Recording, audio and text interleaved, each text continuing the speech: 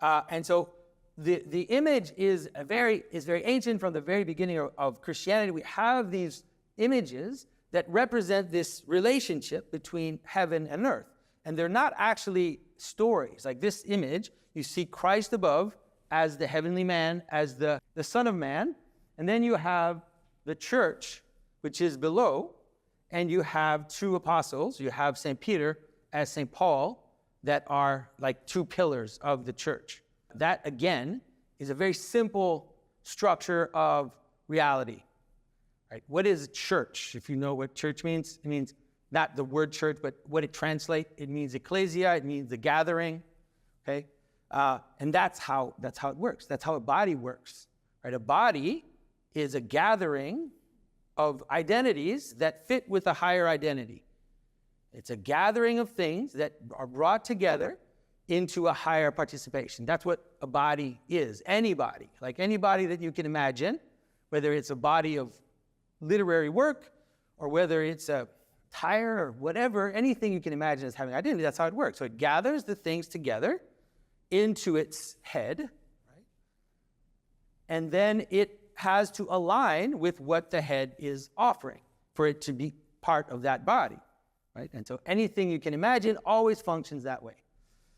So that's why we talk about the church as being a body, as being a gathering, right, things together that are then seen in light of the reason why they exist. And of course, now we're talking about a giant cosmic image, but that's just how things work. That's how all things work. It's a fractal idea. It's like once you kind of see the final judgment, the end of all things in this image of the last judgment, right? You get a glimpse of how it reflects in little ways in everything that we do, okay?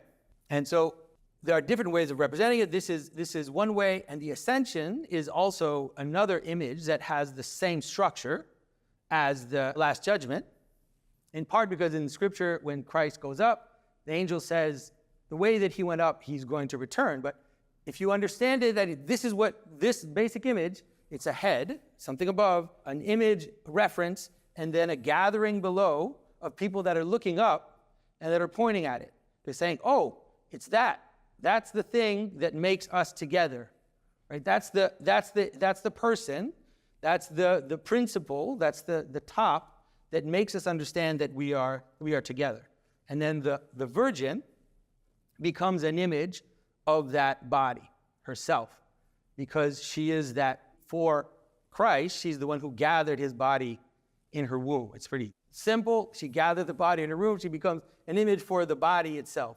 So there are different ways you can represent it. This is Ascension. Sometimes it's just an ontological relationship. It's actually not seen at all. It's not representing anything. It's just the relationship between Christ above, the Virgin below, and the disciples gathered together in the body. And it's analogous to a person with the head and the body. The head is the place where meaning comes from. Right? The head is the place that we recognize somebody by. I don't usually recognize somebody by their shoulder. I tend to recognize them by their eyes, by their expression. So the head is the place of meaning. It's the place of purpose. It's the place where we recognize identity. And so it's normal to use that type of imagery together.